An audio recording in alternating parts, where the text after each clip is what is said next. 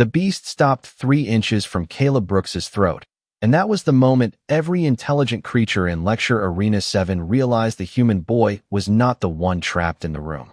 I know how that sounds.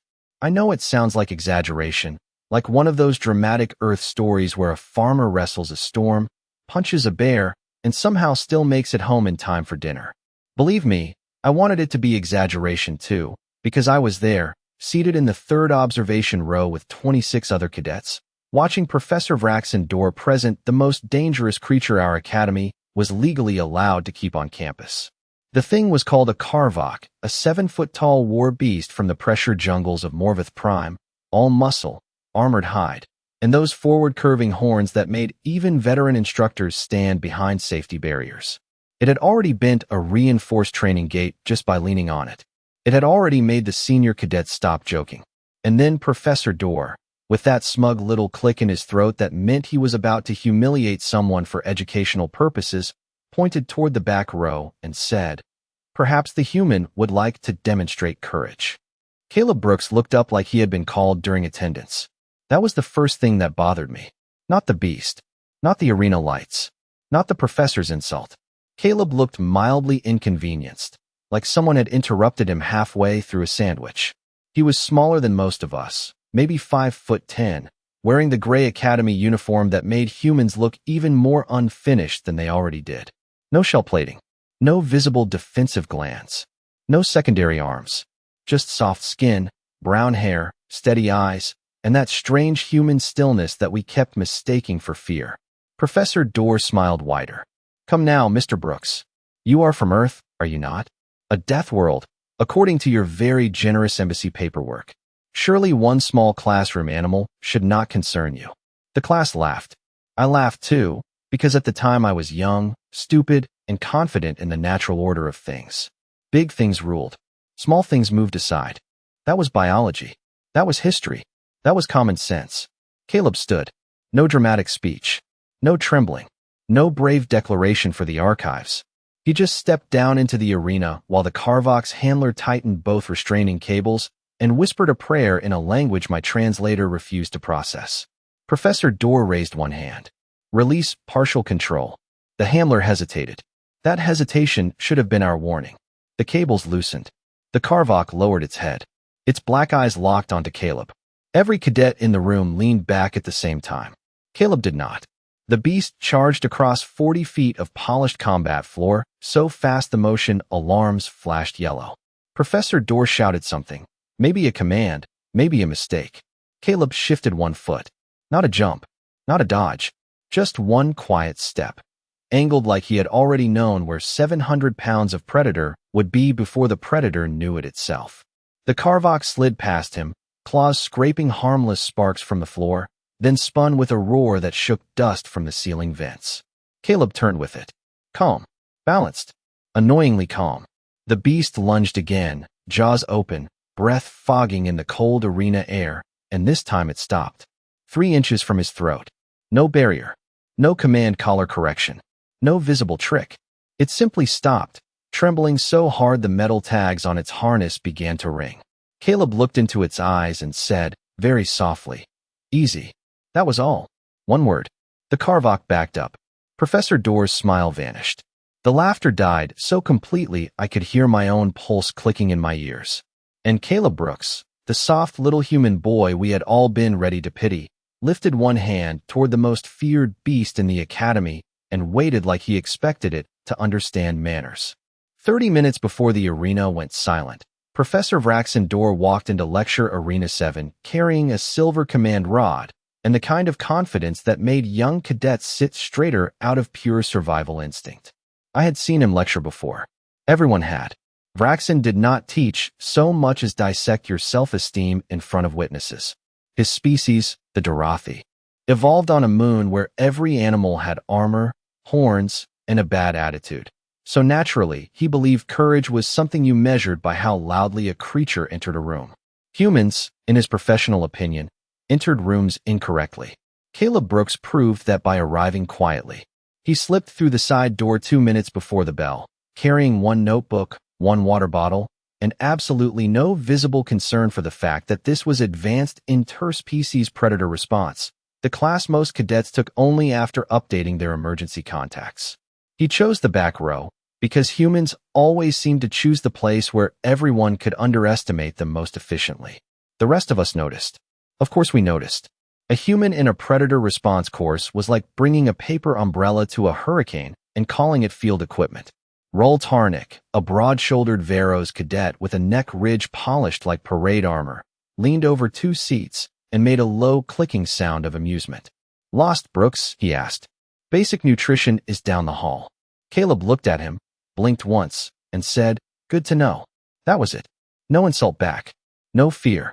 No attempt to defend the honor of Earth or whatever humans were supposed to do when mocked. Just those 3 calm words, which somehow annoyed Rull more than any argument could have.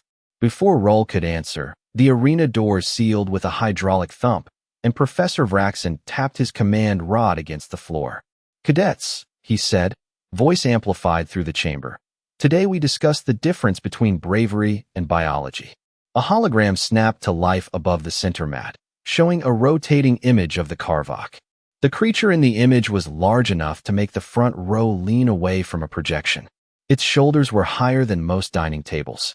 Its claws were not exaggerated by the hologram, which made the whole situation worse. Vraxen smiled as if he had just introduced a beloved family pet. The Karvok is not evil. It is not cruel. It is merely honest. It reacts to weakness, hesitation, bad posture, poor sync control, and panic. In other words, it reacts to truth. His eyes moved across the room until they found Caleb. Some species spend centuries inventing tools to hide what they lack. Others are born prepared. Several cadets laughed softly. Caleb wrote something in his notebook. I remember that clearly because it offended me. He was taking notes while being insulted. The professor continued, explaining that the day's exercise would measure predator pressure tolerance, movement discipline, and dominance response under controlled conditions. Controlled, in academy language, meant the medical team was nearby and the insurance forms had already been signed. One by one, he listed the species in the room by combat classification. Veros, high resilience. Grenthi, excellent balance. Kelmari, advanced threat pheromones. Dorothi, natural command presence. Then he paused at the bottom of the roster, and the screen displayed Caleb Brooks, human, Earth origin, provisional risk category pending review. Vraxen chuckled. Pending review. A diplomatic phrase meaning nobody wanted to be rude on paper. The laughter grew louder this time. Rull turned fully in his seat and grinned at Caleb. Soft prey with paperwork. Caleb closed his notebook. Not hard. Not angry. Just closed it. The sound was tiny, barely audible beneath the murmurs, but for some reason I heard it. Vraxen heard it too. His smile sharpened. Mr. Brooks, do not worry. No one expects much from you today. Observation is a respectable role for a species still learning where it belongs. Caleb leaned back, hands relaxed on the desk, and gave the professor a polite nod. Understood, sir. That should have ended it. A weaker species accepts its place. The class enjoys the joke. The lesson moves on. Simple, clean, predictable. Then the storage gate behind the arena began to rise, and the first sound that came out was not a roar. It was a deep, irritated breath, like something enormous had just woken up and already disliked everyone in the room. Every cadet stopped laughing. Every cadet except Caleb Brooks looked toward the gate. He was still watching Professor Vraxen, calm as a Sunday morning in some quiet American town none of us had ever heard of. The gate rose 6 inches, then stopped, because Professor Vraxen enjoyed fear the way some species enjoyed music. A warm draft rolled out from the holding chamber, carrying the heavy scent of predator musk and disinfectant, and the front row suddenly discovered excellent reasons to adjust their seats farther from the arena rail. I watched Caleb then, because mocking a human was easy when danger was theoretical. It became less easy when the danger started breathing on the other side of reinforced steel. Still, Caleb did not look toward the gate. He looked at the professor. That small detail made Rull Tarnik uncomfortable, though he would have rather swallowed glass than admit it. Rull stood from his seat with a slow stretch of his shoulders, making sure everyone saw the size difference between him and the human. Veros cadets loved size. They loved polished armor ridges, broad hands, thick wrists, and the ancient belief that mass was the same thing as destiny. Roll had all of that. Caleb had a plain academy jacket, a half-full water bottle, and the posture of someone waiting at a grocery store checkout line. "Professor," Roll said, "before we waste class time, should the human be moved behind the secondary barrier?" A few cadets clicked and chirped in amusement. Vraxen pretended to consider it. A thoughtful suggestion, Cadet Tarnik. However, exposure to real predators may have educational value, even for limited species. Limited. That word passed through the room like a gift. Everyone understood it. Humans were limited. Their bones had no external reinforcement. Their skin tore from things as harmless as sharp paper. Their senses were embarrassing. They could not smell fear properly, could not hear ultrasonic warnings, could not see in the dark without equipment, and had only 2 arms, which seemed like poor planning from any reasonable evolutionary committee. We had studied Earth, of course. Every academy student had. High gravity, unstable weather, excessive microbial aggression, large land predators, venomous creatures, oceans full of things with teeth, and a moon that dragged entire seas around for no polite reason. But the conclusion we reached was not that humans were dangerous. No, we decided they were lucky. Lucky to survive. Lucky to develop tools. Lucky to be invited into civilized space before their own planet finished trying to remove them. Caleb Brooks, sitting quietly under the arena lights, looked like proof of that theory. He was lean, not huge. Calm, not commanding. His hands rested loose at his sides, without claws, spines, talons, or anything else the galaxy respected at first glance. Roll stepped into the aisle and stopped beside him. "Move carefully, soft prey," he said, loud enough for 3 rows to hear. Then he bumped Caleb with his shoulder. It was not a strike. It was not even hard enough to trigger a discipline warning. It was just a public reminder of hierarchy, the kind cadets used when they wanted a smaller creature to remember the shape of the universe. Caleb shifted half an inch, absorbed the contact, and remained standing exactly where he wanted to stand. Rolf frowned. He had expected a stumble, maybe a flinch, maybe an apology, because humans apologized constantly, even when furniture attacked them. Caleb only looked at the spot where Roll's shoulder had touched him, then looked back up. "You done?" he asked. The room went quiet in a new way. Not fear yet. Something closer to confusion. Roll's neck ridge darkened. "What did you say?" Caleb's expression did not change. "I asked if you were done."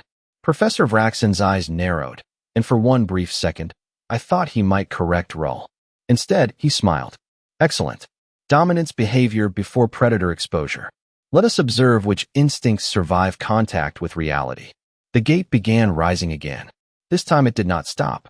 Somewhere inside the dark holding chamber, something enormous dragged one claw across the floor, slow and deliberate, like it was signing its name on the lesson before the lesson had even begun. The Karvok came out low to the ground, which was somehow worse than if it had charged upright. Huge creatures are supposed to announce themselves with arrogance. This one moved like bad weather with a pulse, shoulders rolling under dark-plated hide, horned head swinging just enough to test the air.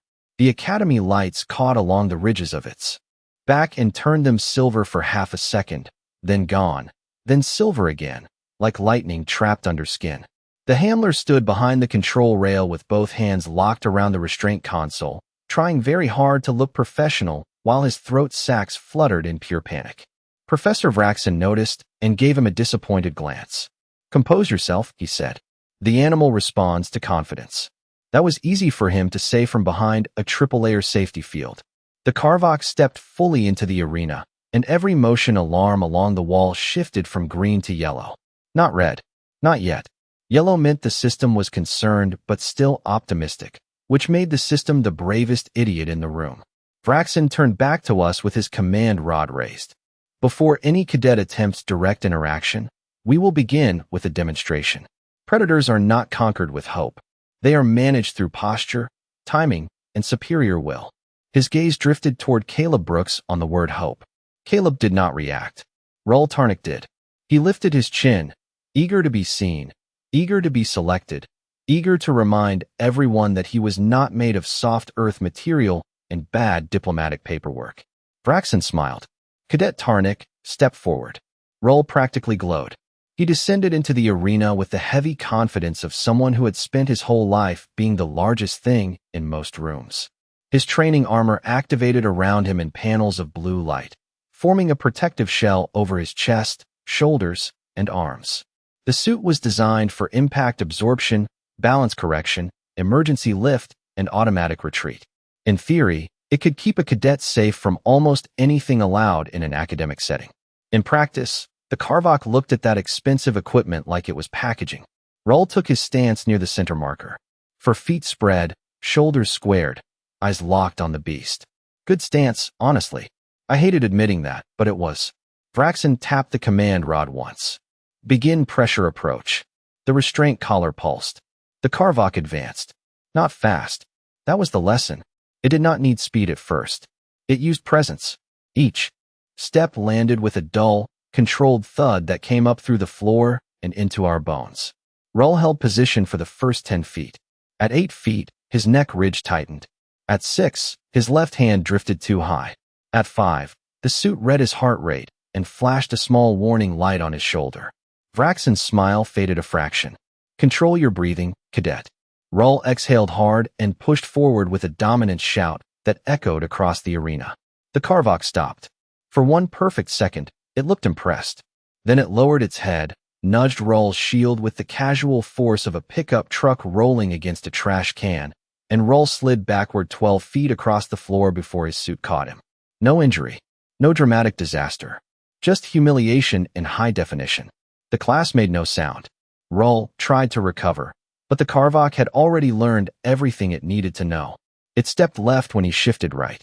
It turned its head before he committed. It read him the way older humans read road signs on a highway. Rull raised his arm guard for the next approach, and the beast simply bumped the guard aside, hooked one horn under the edge of his training shield, and lifted him off balance just enough for the emergency systems to scream. Blue lights flashed. The suit locked. The arena floor deployed a cushion field beneath him. Rull was safely lowered to the ground like a misdelivered package.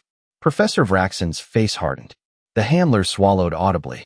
Caleb Brooks watched the whole thing without smiling, without mocking, without even looking surprised. That bothered me more than the beast did.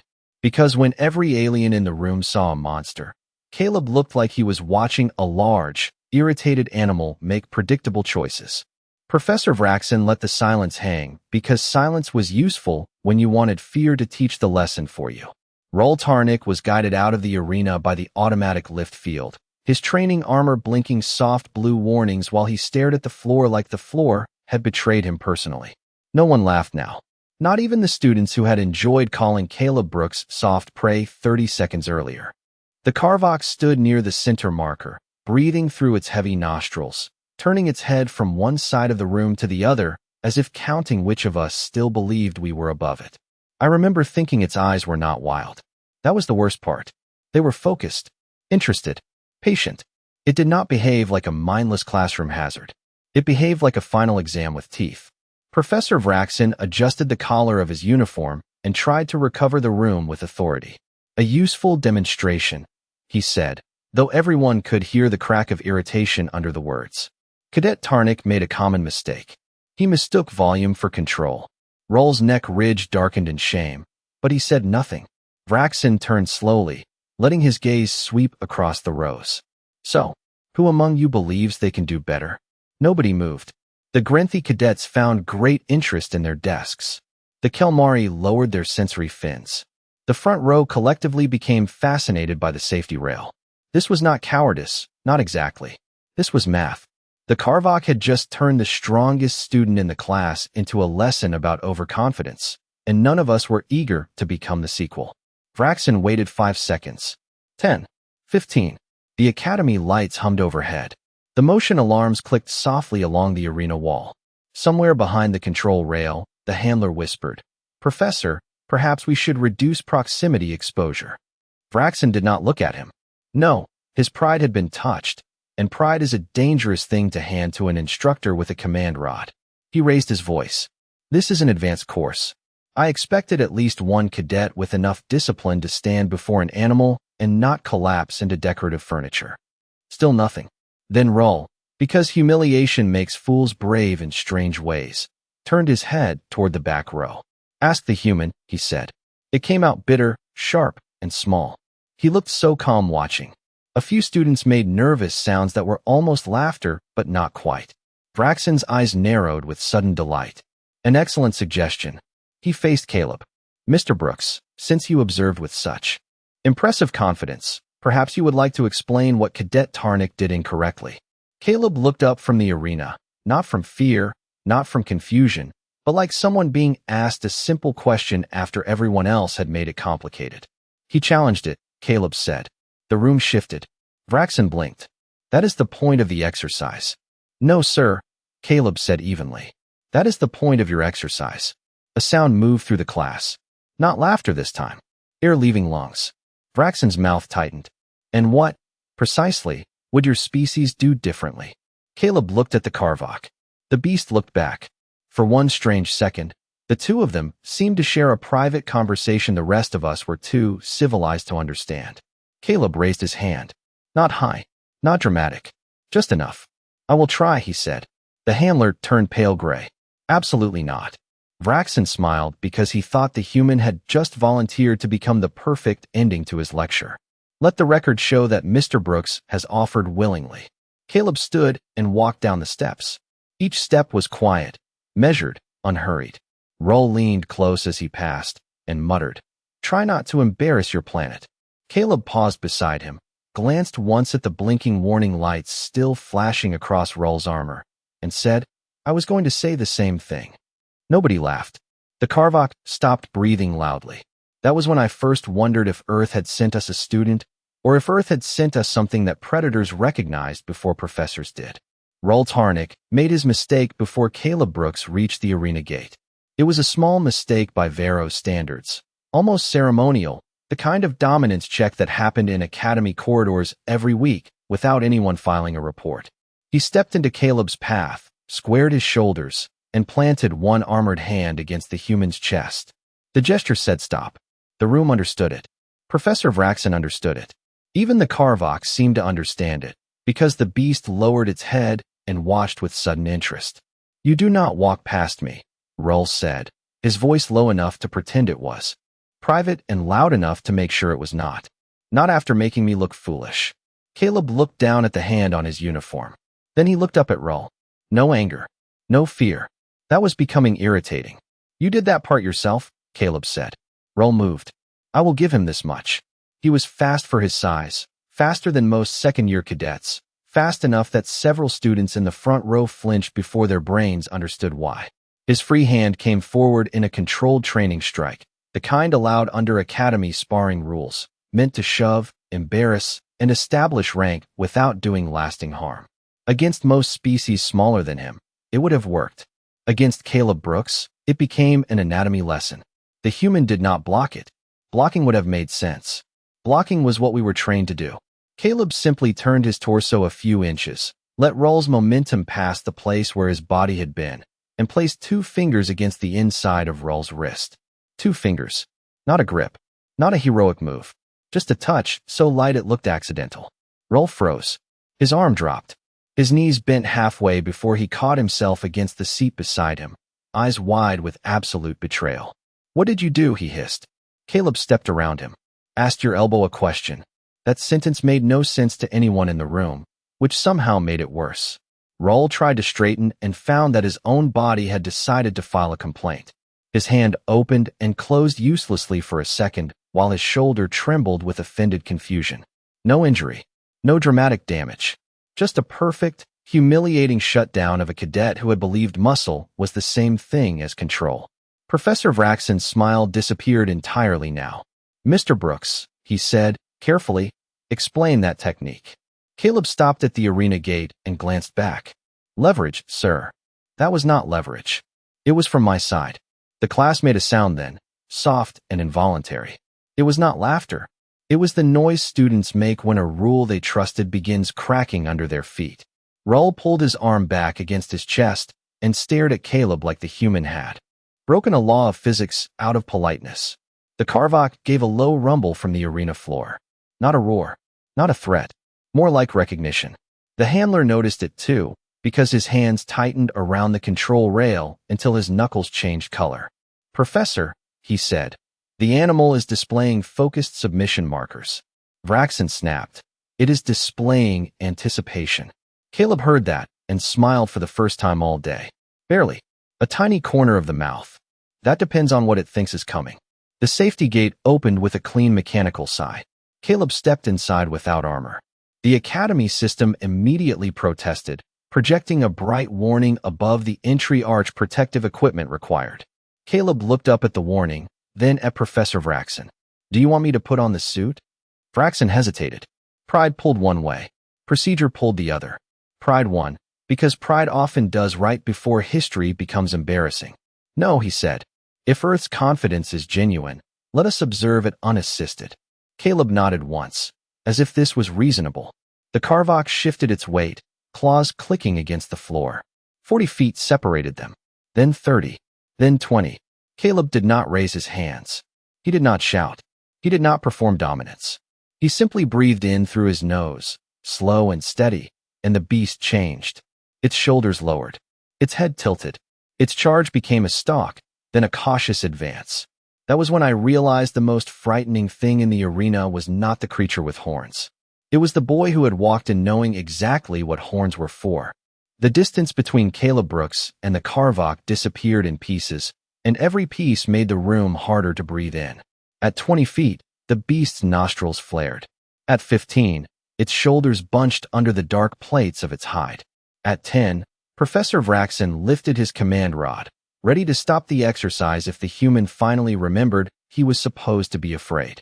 Caleb still had not raised his hands. That was the detail that offended the entire class. Every academy manual said hands high, weight back, eyes scanning, posture dominant, but not provocative. Caleb ignored all of it. He stood sideways, loose, balanced on the balls of his feet, looking less like a warrior and more like a kid waiting for a baseball pitch in a dusty Montana field. The Carvox rushed him. Not a full attack at first. A test. A fast, heavy burst meant to force movement and measure weakness. Caleb gave it movement, but not the kind it wanted. He stepped toward the charge at an angle so narrow most of us missed it, slipping past the line of force with inches to spare. The beast thundered by, claws scraping bright sparks from the floor, and Caleb's hand brushed its shoulder as it passed. Not a strike. A touch. A guide. Somehow that tiny correction changed everything.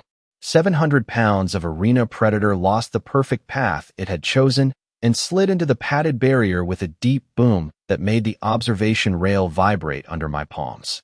The class gasped. The Carvox spun back, more surprised than hurt, shaking its horned head as if the floor had moved on purpose. Caleb turned with it, calm, his breathing still even. Professor Vraxen's voice cut across the arena. "Luck. Do not confuse accidental evasion with skill." Caleb did not answer him. He was watching the beast's front feet. That should have told us something.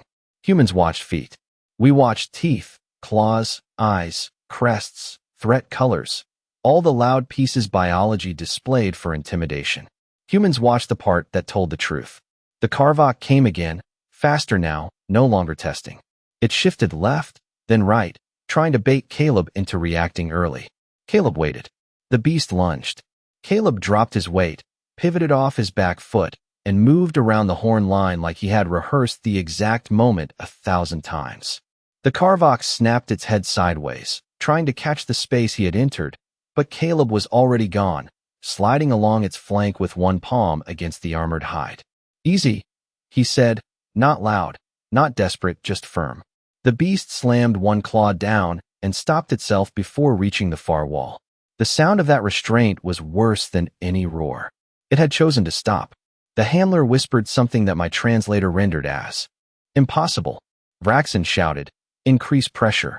The restraint collar pulsed amber. The Carvox stiffened, irritated by the command, then charged a third time. This one was different. No feint, no warning. It crossed the arena in a blur of muscle and training system alarms.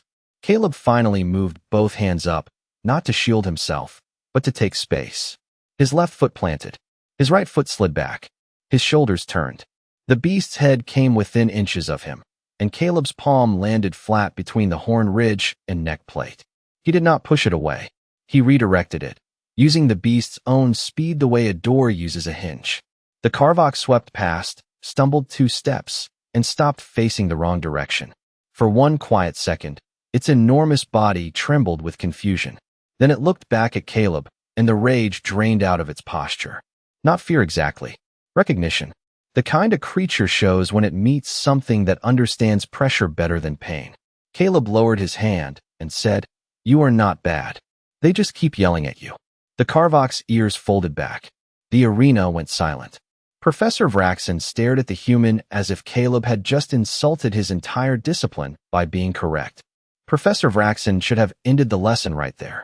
Any reasonable instructor would have looked at the calm human, the confused Carvok, the silent class, and decided that maybe the universe had just handed him a valuable educational moment. Professor Vraxen was not a reasonable instructor. He was an authority figure whose authority had just been corrected in public by a boy from Montana wearing borrowed academy shoes. That kind of humiliation does strange things to intelligent beings. His throat clicked once, sharp and ugly. "Enough," he said. Caleb kept his eyes on the Carvok. "It is calming down. It is being conditioned incorrectly." "No, sir. It is being listened to." The words landed harder than any challenge roll Tarnik had tried to make. Around me, cadets went perfectly still. Even Rull forgot to look offended. Professor Vraxen stepped through the safety field before the handler could stop him, command rod in one hand, training spear unfolding from his wrist guard in a clean line of blue-white light. The weapon was academy-approved, non-lethal, and still the sort of thing that made students reconsider every life choice that led them within 12 feet of it.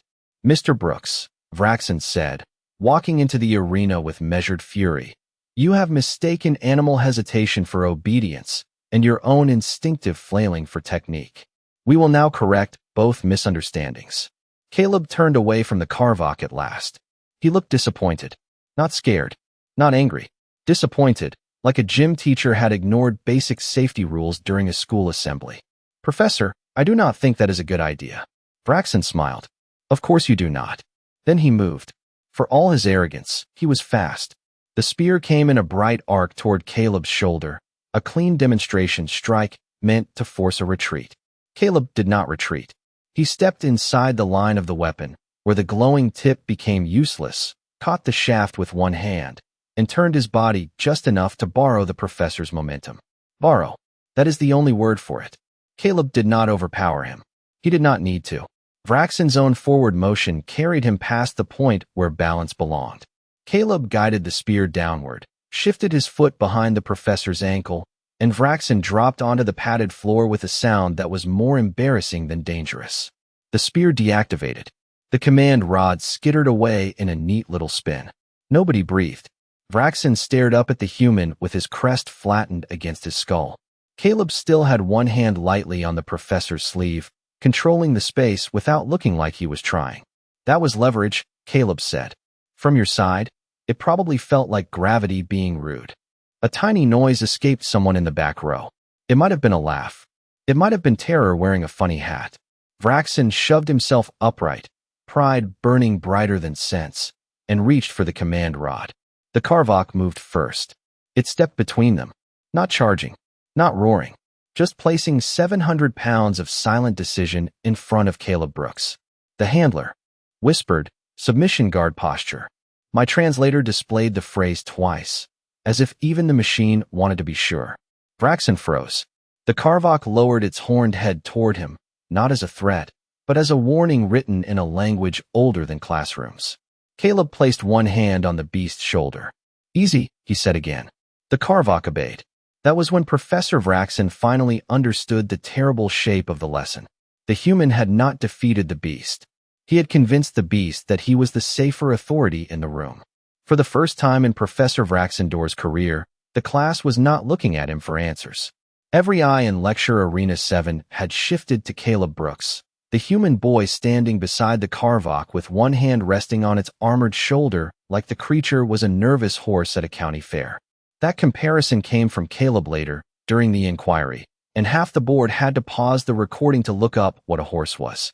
When they saw the earth animal, several members became visibly uncomfortable. Apparently, Humans had spent thousands of years climbing onto the backs of large prey animals and calling it transportation. That should have been our first historical warning. In the arena, though, nobody had history yet. We only had silence.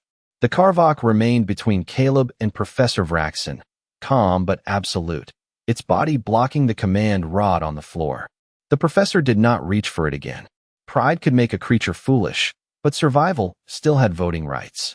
The handler slowly disabled the restraint collar, hands shaking so badly that the console asked him to confirm his identity twice. When the collar went dark, every cadet leaned back. The beast did not move toward us. It turned its head toward Caleb. Waiting. That was the part that ruined everything we believed. A controlled animal obeys equipment. A frightened animal obeys pain. A trained animal obeys routine. This creature was doing none of those things. It was choosing. Caleb scratched lightly along the edge of one neck plate, exactly where no alien would have dared place a hand, and said, "Good job." The Carvok lowered itself to the arena floor. Not fully. Not submissive in the way our manuals described. More like it had decided the argument was over. Professor Vraxen stood very still, uniform dusty, crest low, dignity somewhere behind him on the mat. "How?" he asked. His voice was smaller than before. Caleb glanced at him. "How what, sir? How did you know it would not attack?" Caleb looked at the beast, then back at all of us. I did not. That answer made the room colder. Rul Tarnik, still holding his perfectly functional arm like it had betrayed him emotionally, whispered, "Then why did you go in?" Caleb shrugged. "Because running teaches predators the wrong lesson. No heroic speech. No grand declaration of human superiority. Just a sentence from a boy who apparently grew up where that advice was considered practical." Later, Academy investigators would pull Caleb's Earth file and discover Montana, national parks, ranch roads, winter survival training, bear warnings, livestock dogs, emergency whistles, and a childhood spent learning that panic was expensive.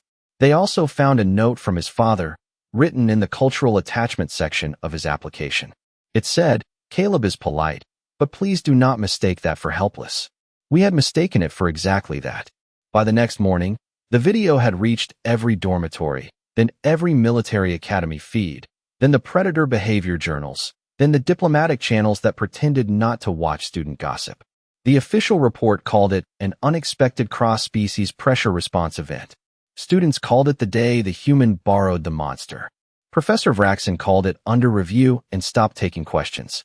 But those of us who sat in that room knew the simpler truth. Caleb Brooks had not shown us that humans could fight beasts. That would have been comforting. Fighting was something we understood. He showed us something worse. On Earth, monsters were not always enemies. Sometimes they were neighbors. Sometimes they were warnings. Sometimes they were teachers. And sometimes a human boy walked into an arena with no armor because his world had already taught him the oldest rule of all. Do not become prey just because someone bigger expects you to.